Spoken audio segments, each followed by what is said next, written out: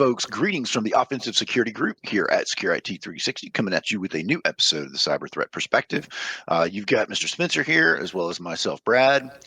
And we got a cool episode for you guys. So today we're going to kind of peel back the layers of the question of why are pen tests so expensive?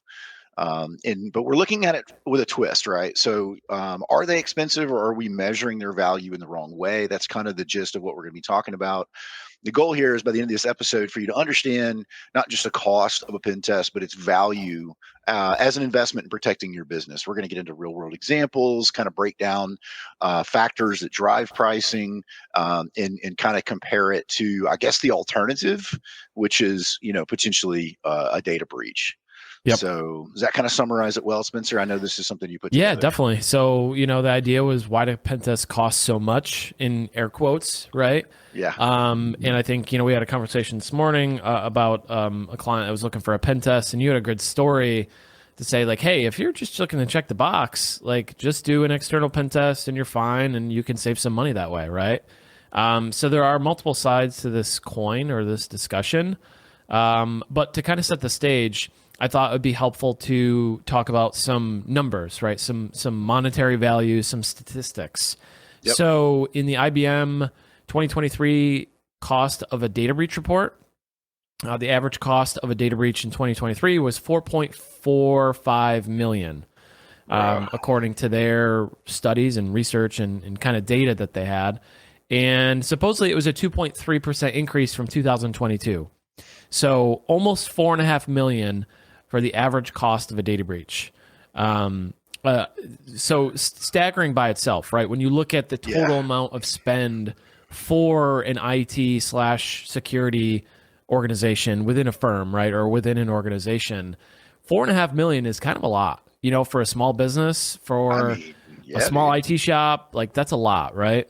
There are a lot of businesses out there that don't have $4.5 million in annual revenue. Right. So yeah, man, that could be catastrophic's the wrong word, like the conclusion of your business operation. Yep. As they like to say, resume generating events, right? Yeah, I've heard that. That's great. That's a good way to describe it. And so another interesting study that I found from, I think this was 1Password. I forget where this was, but I'll have a link for it. This study looked at the average cost of a data breach across various industries, right? So it looked at healthcare, financial, industrial, and technology. Those are the four that I want to call out. In healthcare, it said $10.93 million in 2023. Yeah. So healthcare in 2023, the average cost of a breach was just under $11 million. For financial, which is surprisingly less than healthcare, financial was almost $6 million per data breach in 2023. The industrial industry, 4.5 or 4.7 really million in for data breaches, and then the technology industry, a little over 4.5 million in 2023 for the cost of a data breach. So I think that's important to kind of understand. When we look at security investment and IT investment, it's important to understand what the alternatives are, right? We can spend no money. However, the alternative is going to be, legacy systems, technical debt, and of course, financial impact, whether it's indirect through, data loss or things like that, or direct loss to the business through things like ransomware or other incidents, right? IT incidents that bring systems down, things like that. Yeah, and I would imagine that the actual cost is actually much higher, right? And the reason that I say that is, there are some things that are measurable. The cost of recovery from a data breach, the cost of client communication, because that was a big thing for us when I was in the financial industry. Is we had like a PR aspect to it, so that we could manage communication with clients. Those things are manageable from a just knowing what the cost is. But what about the business that you don't get? Or potentially, people who take longer to transition out of your company, right? So, there are long-lasting effects of these breaches that are not manageable or detectable with regards to lost revenue and stuff like that. So, I have to imagine the cost is actually higher. We just don't know how to measure that. Yeah. Yeah, that's a great point. I think you could argue even that most of the costs are hidden costs, right? When you talk about loss of customer trust or your reputation, your Yeah. brand as an organization, that in today's day and age goes a long way, right? With the amount of data breaches there are in the news every day, it's kind of almost expected that a company that you do business with is going to have a breach, and when they don't, you might perceive them a little bit more trustworthy with their data or their systems or things like that. So I think the core discussion I wanted to kind of chat about were those things, the direct costs, and kind of compare the cost of a security incident with the cost of a pen test, right, and the Yeah. value of a pen test, and talk about the direct, indirect, in kind of hidden costs. Yeah. So for a security incident, direct costs, right? Financial loss from the systems being down, right? If your system is down and that's the system that you use to make money, like if you're an insurance company and the application that you use to quote policies is down, you can't make money, right? Like, sure, you're going to have money coming in from other policies, but you can't make new money, right? And if that system is down, you can't make money. Same with banking, same with a lot of industries. If your core systems are down, you can't make money, you can't pay your employees, you can't pay your bills. There are very direct, tangible costs associated with that, as are ransomware payouts. So it's a direct cost of a security incident. Yeah. Um, No, man. And, I think it was, I was going to pull up the article really quick. Recently, there was some ransomware that hit some retail outlets, right? Like coffee stores and places yep. like that. And, their announcement to the public was like, yeah, we're back to paper and pencil, which, who knows the loss of efficiency there Right. with regards to the ability to serve customers. Like, I don't know how you measure that, dude. But yeah, but clearly that's something that they can take. We're talking about measurable stuff, but like you Yep. can look at what we did last year, in December versus what we're doing right now, where we're literally handling orders with paper and pencil. You could probably figure out what that looks like, and it's probably Yep. not a insignificant sum of money. Yeah, and that ties into the indirect cost, right? The loss of efficiency or productivity of an organization. When it comes to industrial or manufacturing, right? There are a certain amount of units that need to be created per day, or that are expected to be created per day, and you run into supply chain issues, right? We saw that with the floods. There was a mine that was knocked out because of the flooding, right? Yeah. Same thing with ransomware. If there are systems down and you can't manufacture things or create things, that's going to have an impact, throughout the organization from an efficiency or productivity standpoint. Right. But there's also like legal fees Yeah. or just legal hurdles to jump through, legal and recovery fees. You have incident response. You have the cost for implementing the post-incident fixes, Mhm. right? Just like with pen testing, right? You get a pen test report and you have these findings. There's a cost associated with that pen test report. You have to go and fix those things now, or hopefully you'll be able to, right? The same thing with an incident. You have to fix those holes, or they're going to be exploited again or abused again. So you have the post-incident remediation aspects as well, which are very indirect in themselves. How much time is it going to take to fix this thing? Do we know anyone that can fix this in? Do we have to hire out? There's a lot of intangibles or indirect costs associated with that. Yeah, no, absolutely. And then, talking about that, the legal cost is no small thing, right? So I've been involved and I think you have too, right? Involved in tabletops with regard, where we're involving legal, and Yep. they, once you enter into a breach scenario, everything has to go through them, right? Yep. In a lot of cases to preserve, attorney-client privilege. In a lot of cases, just to make sure we're doing the right thing with regards to regulatory requirements related to breaches, because depending on the state and the country that you're in, they are different, and you kind of have to lean on the legal team. So, that is not going to be a small amount of money. Yep. Yeah, and then like we said, we touched on a little bit already, the hidden costs, right? The brand, the reputation damage. That can be significant, and I think Incidents are a good opportunity to both strengthen the reputation of a company, the brand of a company, and destroy that reputation. We've all probably experienced a number of incidents or data breaches at organizations where we felt like they handled it well versus another organization or company that handled it poorly, right? We can all probably think of examples of that in our minds. And the ones that handle it well, you're like, oh, wow, they seem very transparent, forthcoming. They seem like they're doing the right thing. That actually builds trust. So in my mind, an incident by default doesn't erode trust. I think it's an opportunity to increase trust in the reputation of the company and the brand. But it can be a pivotal moment, right? And you can lose customers. That does happen. Stock prices go down, things like that. And then loss of customer partner trust. If you are a B2B business or you have some sort of partnership arrangement, your partnerships might be like, hey, well, I think we're going to go find somebody else, or they might not want to do as much business with you in the event that you have a security incident and it's not handled well, right? Yeah. There's also the morale, employee morale. That's a big thing. Insurance premiums. I think we could go on and on with kind of the intangibles, but those are some of the kind of hidden costs I think that's important to talk about.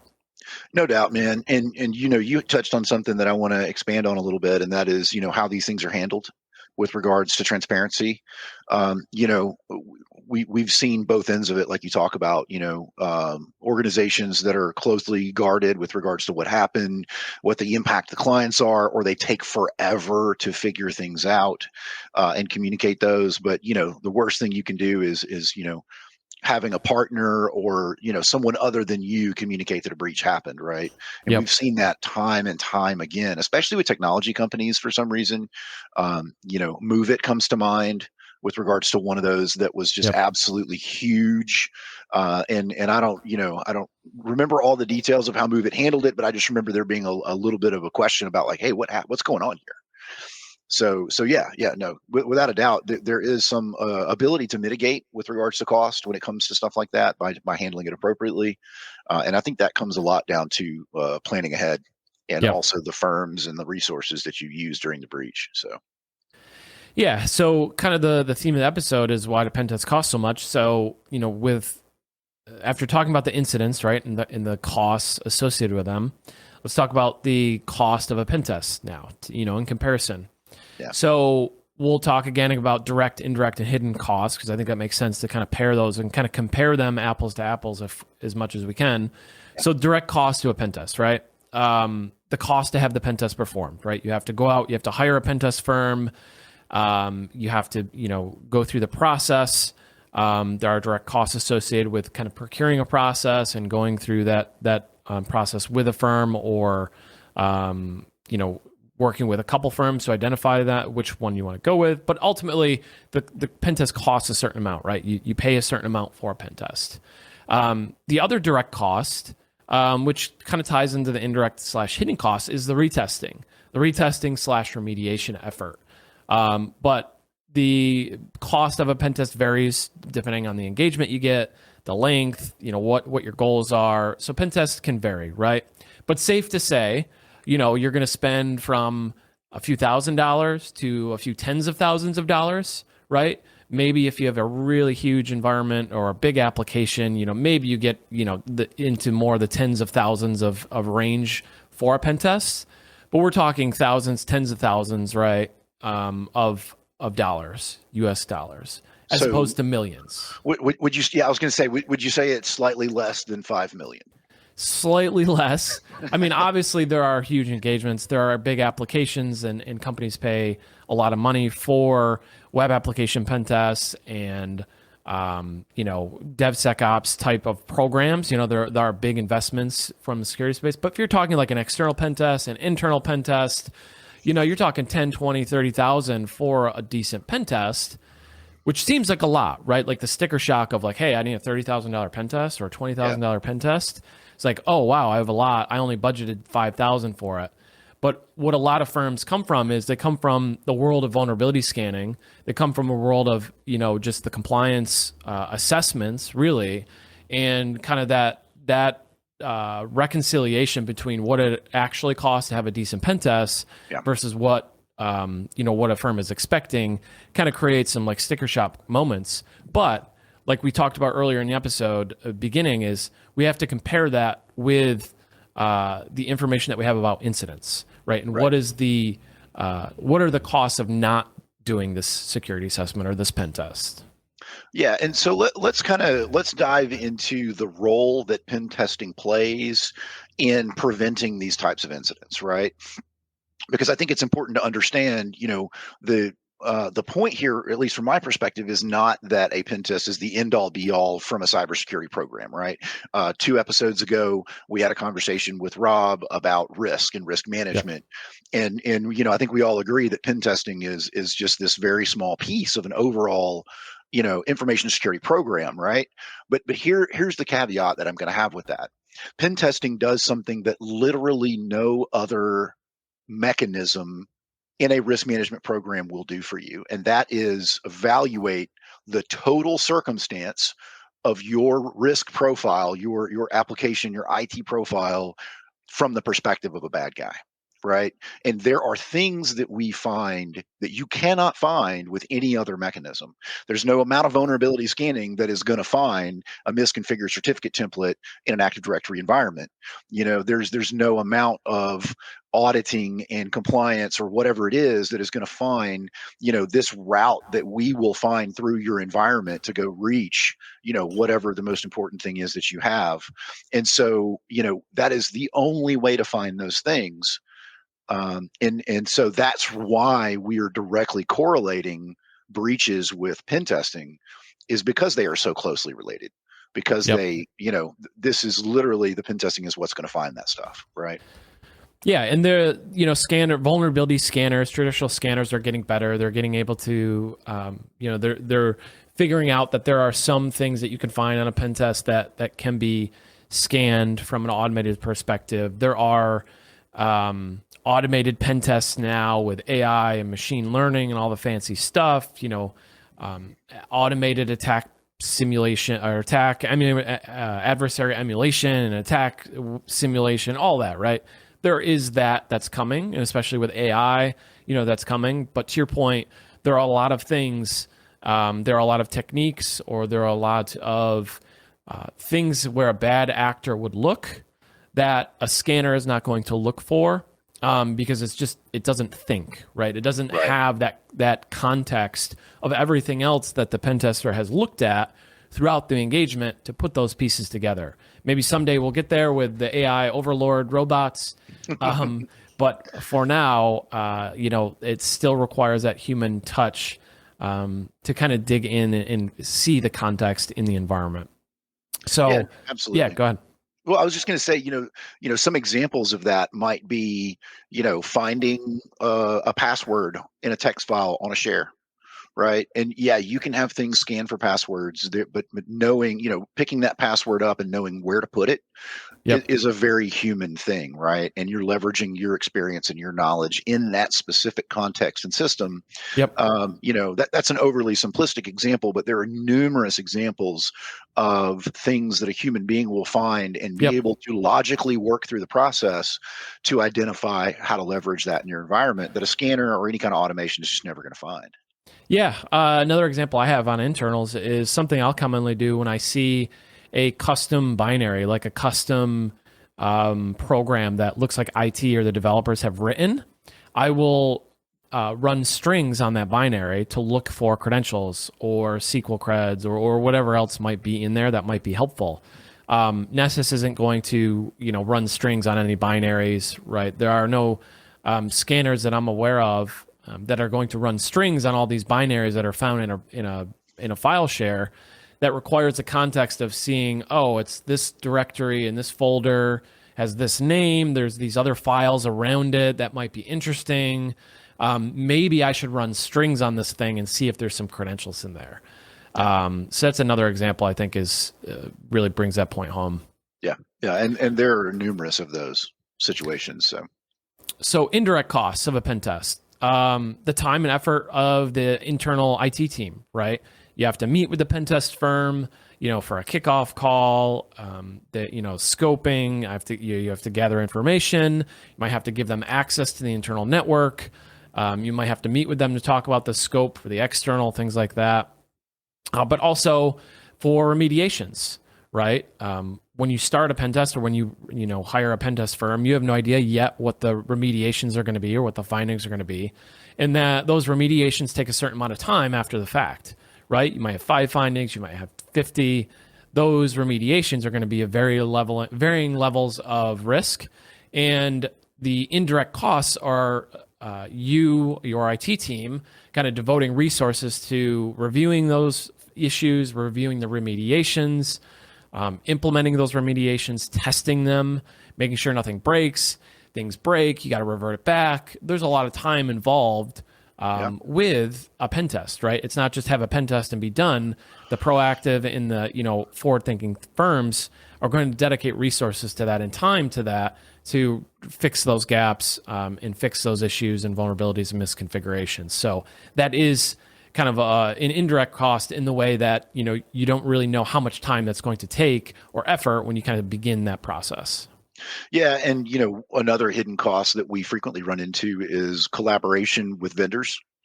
I mean, we had a meeting yesterday with a client, and we've been working with them on remediation for months. And now all of a sudden we've got a third-party vendor that they hired, and they're pushing back on fixing issues, and so it's consuming even more resources for this client because they're having to manage all that. So there are a lot of hidden costs with regards to that. However, to your point, how you react to that and plan for it, and we've talked about this, I think, in a recent episode where it's like, hey, you got a pen test coming up. There's going to be findings. Go ahead and anticipate assigning resources to those. Yeah. But it's not usually an absurd amount of resources, at least not in my experience, right? In most cases, we have clients that resolve many of the issues in these pen test findings within a month or two. So we're not talking $100,000 worth of hourly wages and effort and coordination. Yep. It's more like fives or tens of thousands of dollars maybe Yep. total. So. Yeah, and when we talk about hidden costs of a pen test, we of course have delays. Delays can cause issues. Poor execution of the pen test. If a pen tester accidentally knocks something over, or blocks accounts. There are hidden costs associated with those kinds of things. But also another one that I see often on internal pen tests is investment in new tools or in just investment in improving the current and existing tools, right? An example that is we do a pen test and we do all these things, we run these techniques, and there's maybe just a handful of alerts that we generated during the pen test. Maybe one of the findings or one of the recommendations out of that pen test would be, hey, we saw there was good amount of alerts from the EDR, but once we got on the network and we started doing like LDAP queries, or we started moving laterally with a privileged account or an admin account, there weren't really alerts for that. So that would be an area to consider investing in for alerting or detections and kind of threat detection from that standpoint, right? That's going to incur cost, right? If you want to go down that path and put network-based or identity-based detections in place or look for those threats, that's going to require a certain amount of investment.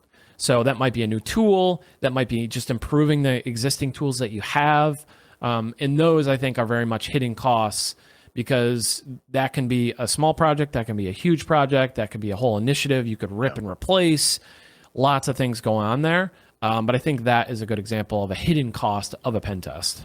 Yeah, and once you start considering the total cost of security as a whole, right? And I'm talking about firewalls, we're talking about Entra licensing, we're talking about EDR, MBR, all that stuff. The cost of a pen test is like a single digit percentage. And at the end of the Yep. day, that is going to validate the controls that you have in place for you, right? You're either going to have opportunities for improvement, or we're going to confirm for you, hey, your security stack is working as intended, or here's where you can improve. So, if you're going to spend all of that money on all of these tools and processes and people and skills, the cost of a pen test to validate those things is tiny, relatively speaking. Absolutely. In my mind, to your point, you spend a lot of money on, your identity stack. You spend a lot of money on your endpoint security. Like you said, your Microsoft licensing, you spend a lot of money on that. It would make sense that you would spend just a little bit more to validate those things Yeah. to ensure that you're not making dangerous assumptions when it comes to what's detected, what's not, or what controls are in place to defend against a certain thing.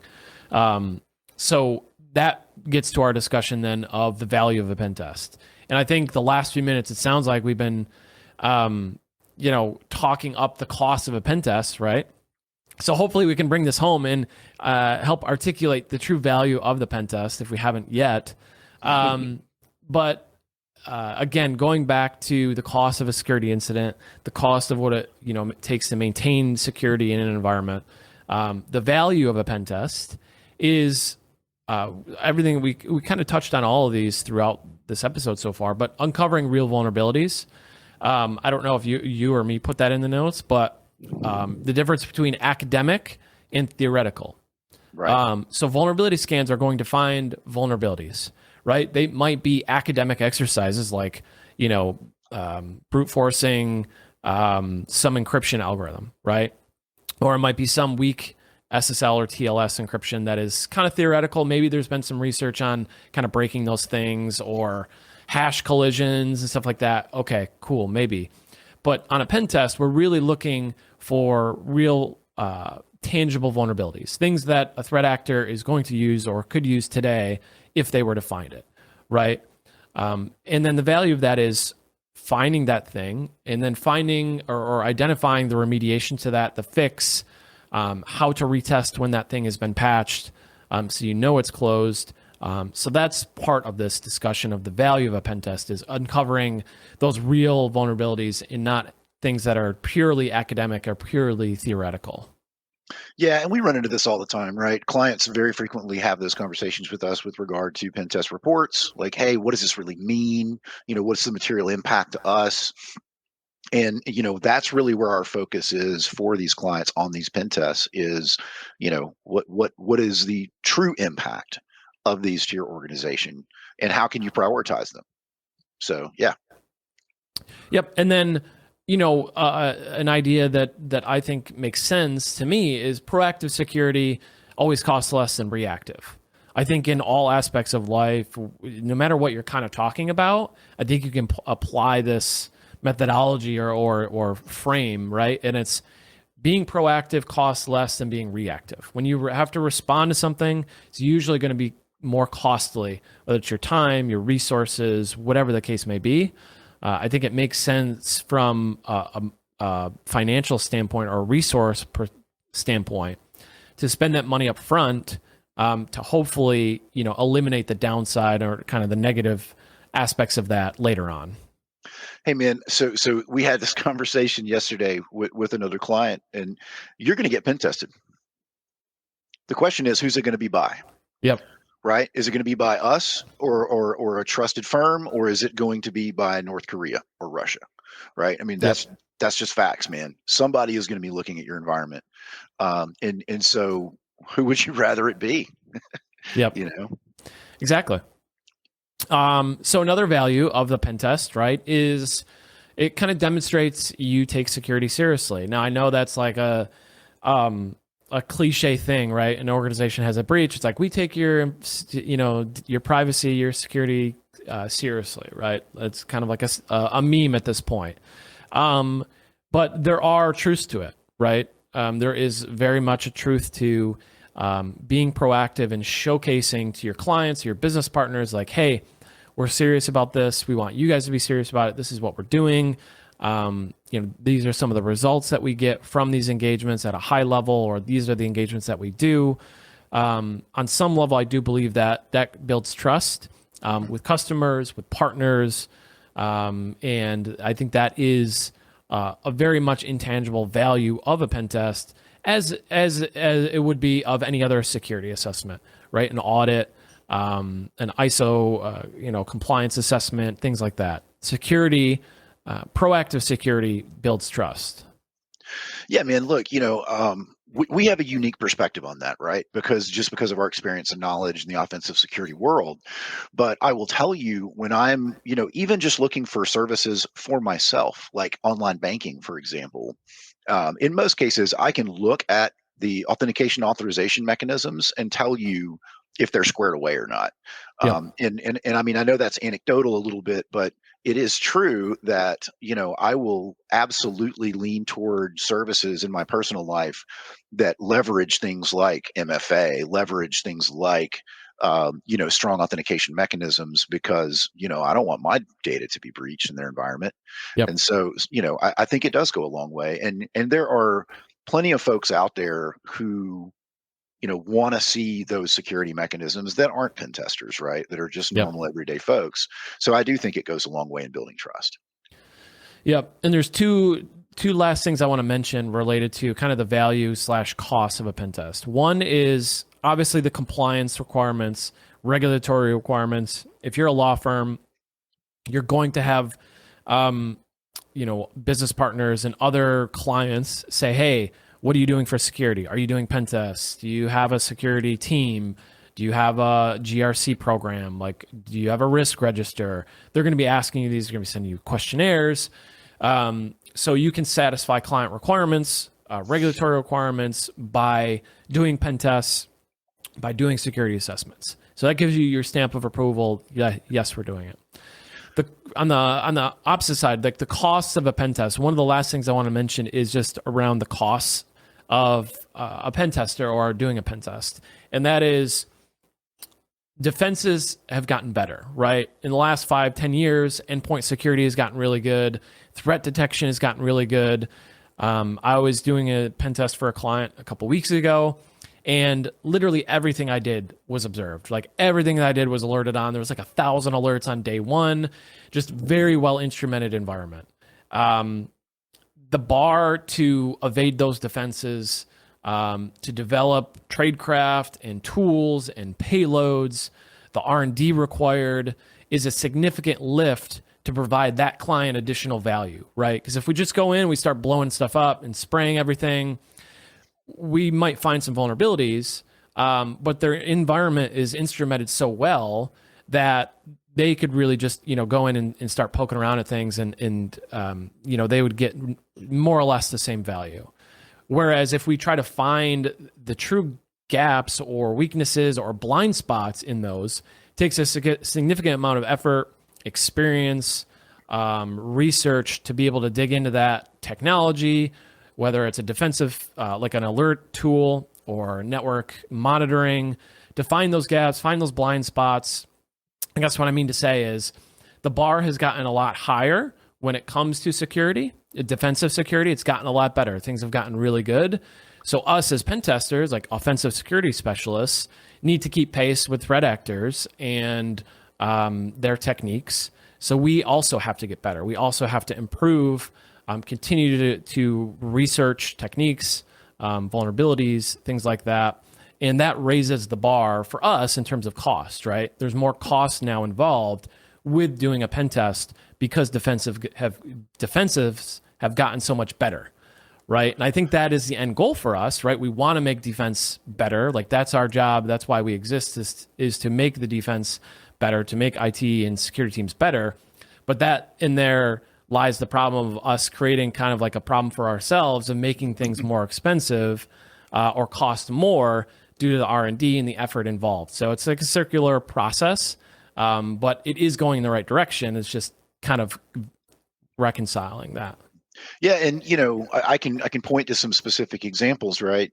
So if we look at something like internal pen testing, if you would have gotten an internal pen test in say 2016, somebody would ship you a Kali Linux laptop. You plug it into your environment. They would run, Responder and Metasploit and Nmap and do some really basic functional things, and you might even get a reasonable amount of value from that in 2016.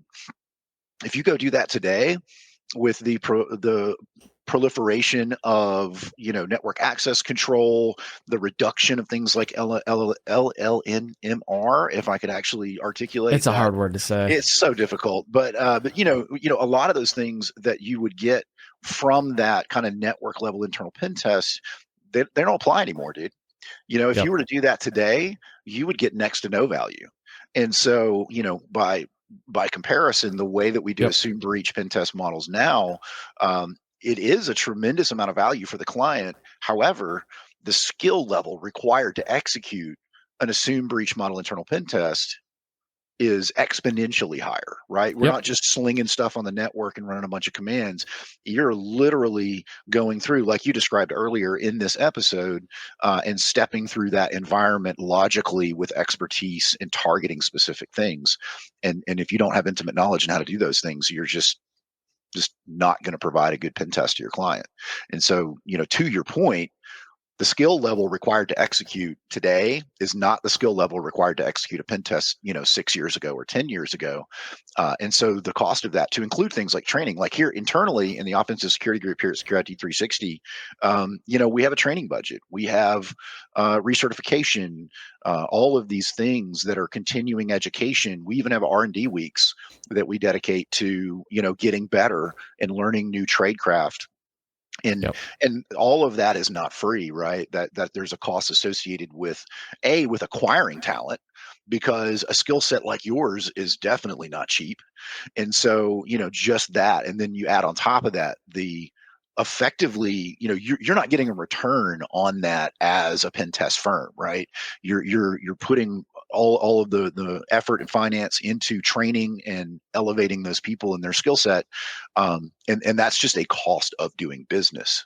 There's no billable hours associated with that, so there is a reasonable amount of cost in just keeping and maintaining, or obtaining and maintaining, a pen test team.